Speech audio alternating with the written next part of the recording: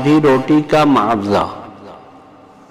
حضرت عمر فاروق اعظم رضی اللہ تعالیٰ عنہ ایک مرتبہ مدینہ منورہ سے کہیں سفر کو روانہ ہوئے۔ اثناء سفر میں آپ یہودیوں کے ایک گاؤں میں پہنچے۔ آپ نے دریافت کیا کہ آیا یہاں کسی مسلمان کا گھر بھی ہے یا نہیں؟ جواب ملا کہ ہاں، یہاں ایک بدو مسلمان رہتا ہے جو بے حد غریب ہے۔ آپ اس کے یہاں پہنچے۔ اس غریب بدو نے اپنی بیوی سے کہا کہ ایک مہمان آ گیا ہے، اس کے کھانے کا کچھ انتظام کرو۔ بیوی نے جواب دیا، گھر میں سوائے جو کہ تھوڑے سے آٹے ہیں اور کچھ بھی نہیں ہے۔ شوہر بولا، کہیں سے گندم کا آٹا ادھار لے آؤ، اور بیوی نے پاس پڑوس سے گندم کا آٹا ادھار لینے کی کوشش کی مگر ناکام رہی۔ گھر آ کر اپنے شوہر سے بولی کہ گندم کا آٹا تو کہیں سے مل نہ سکا، مجبوراً جو کی 3 روٹیاں پکا کر حضرت عمر رضی اللہ تعالیٰ عنہ کے سامنے رکھ دی گئی۔ آپ نے سوچا کہ اس شخص کے 3 بچے ہیں، 2 یہ خود ہیں میاں بیوی، یہ کل 5 ہوئے اور چھٹا میں شامل ہو گیا ہوں، اور روٹیاں صرف 3 ہی ہیں۔ یہ سوچ کر آپ نے چھٹا حصہ یعنی کہ آدھی روٹی خود کھا کر باقی واپس کر دی کہ خود کھائیں اور بچوں کو بھی کھلائیں۔ جب آپ رخصت ہونے لگے تو فرمایا کہ تم کسی دن مدینے آنا اور عمر کا نام پوچھ کر مجھے ضرور ملنا۔ کچھ مدت کے بعد اس بدو کی بیوی نے اصرار کیا کہ مدینہ شریف جائیے اور جا کر عمر رضی اللہ تعالیٰ عنہ سے ملیے۔ وہ شخص مدینہ پہنچا اور آپ سے ملا۔ اس وقت آپ کا تجارتی قافلہ مدینے میں پہنچ رہا تھا۔ بہت سے اونٹوں پر تجارت کے مال لدے ہوئے تھے۔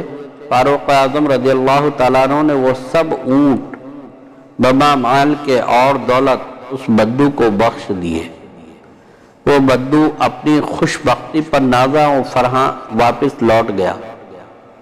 حضرت عمر رضی اللہ تعالیٰ عنہ نے رسول اکرم صلی اللہ تعالیٰ علیہ وسلم کی خدمت میں حاضر ہو کر یہ ماجرا بیان کیا اور عرض کیا کہ یا حبیبی یا رسول اللہ صلی اللہ تعالیٰ علیہ وسلم، آیا میں نے اس میزبان بدو کی میزبانی کا حق ادا کر دیا؟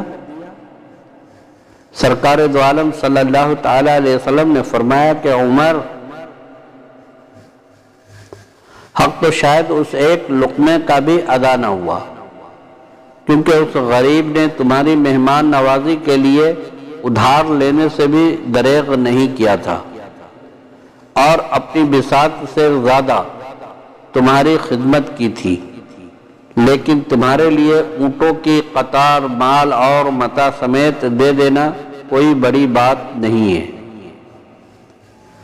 مدینہ منورہ میں رسول اللہ صلی اللہ تعالیٰ علیہ وسلم نے صدیق اکبر رضی اللہ تعالیٰ عنہ اور فاروق اعظم رضی اللہ تعالیٰ عنہ کو گزارہ کے لیے زمین کے قطعات عطا فرمایا تھا۔ یہ قطعات زمین فتح خیبر کے بعد جنگ خیبر میں شریک تمام صحابہ میں تقسیم کیے گئے تھے۔ حضرت عمر فاروق اعظم رضی اللہ تعالیٰ عنہ کے حصے میں جو زمین آئی اس کا نام سمخ تھا، اور اس کے علاوہ یہودی بنی حارثہ سے بھی اس کو ایک قطع زمین حاصل ہوا تھا، اس کا نام بھی سمخ تھا۔ حضرت عمر رضی اللہ تعالیٰ نے زمین کے دونوں قطعات اللہ کی راہ میں وقف کر دیے، اور اس وقف میں یہ شرائط مقرر کر دی کہ یہ زمین نہ فروخت ہوگی اور نہ ہبہ کی جائے گی اور نہ وراثت میں منتقل ہوگی۔ جو کچھ اس سے حاصل ہوگا وہ فقراء اور قربا، غلاموں اور مہمانوں کا حق ہے۔ سبحان اللہ، سبحان اللہ۔